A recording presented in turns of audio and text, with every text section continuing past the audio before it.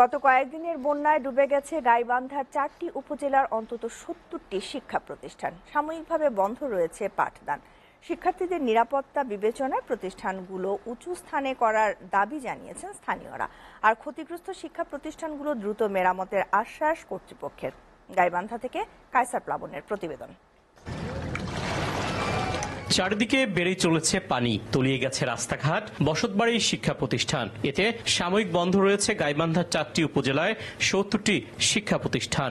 এর মধ্যে গাইবান্ধা সদরে 17টি, ফুলছড়িতে 21টি, সাগাটায় 21টি ও সুন্দরগঞ্জে 11টি শিক্ষা প্রতিষ্ঠান বন্ধ রয়েছে।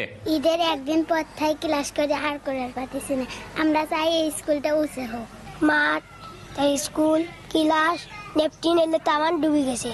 তারা আমরা কষ্টতে আছি, ক্লাস করতে পারি না, লেখাপড়া করতে পারি না, স্কুল ডুবে গেছে। তবে বন্যার পানি থেকে শিক্ষা প্রতিষ্ঠানগুলো রক্ষায় উঁচু জায়গায় নির্মাণের দাবি স্থানীয়দের। স্কুলটা উঁচু করে দিলে পানি উঠবে না, স্বল্পলে না লেখাপড়া করে পাবি। কিছুদিন হলো স্কুলটা বন্ধ দিয়েছে, বাচ্চারা ক্লাস করতে পারবে না। এদিক দিয়ে বাচ্চারা অনেকটা পিছিয়ে যাবে। পানি কমে যাওয়ার সাথে সাথে শিক্ষা প্রতিষ্ঠান চালু সহ বিভিন্ন পদক্ষেপ নেওয়ার কথা জানান জেলা শিক্ষা অফিসার। বন্যার পানি নামিয়ে দেওয়া মাত্র যত তাড়াতাড়ি সম্ভব পাঠদানের কার্যক্রম শুরু করব এবং যে ক্ষতি হয়েছে সেটি স্বাভাবিক অবস্থা ফিরিয়ে আনার জন্য আমরা এস্টিমেট করে এসডিটির মাধ্যমে এস্টিমেট করে অধিদপ্তরের চাহিদা পাঠাবো। পানি নেমে গেলে ক্ষতিগ্রস্ত শিক্ষা প্রতিষ্ঠানগুলো দ্রুত মেরামতের আশ্বাস স্থানীয় এমপির।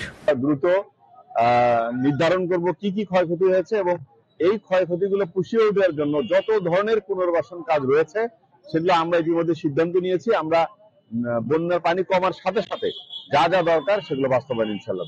বন্যার কারণে যাতে শিক্ষার্থীরা ঝরে না পড়ে সেদিকে নজর রাখার আহ্বান মাহমুদ হাসান রিপনের।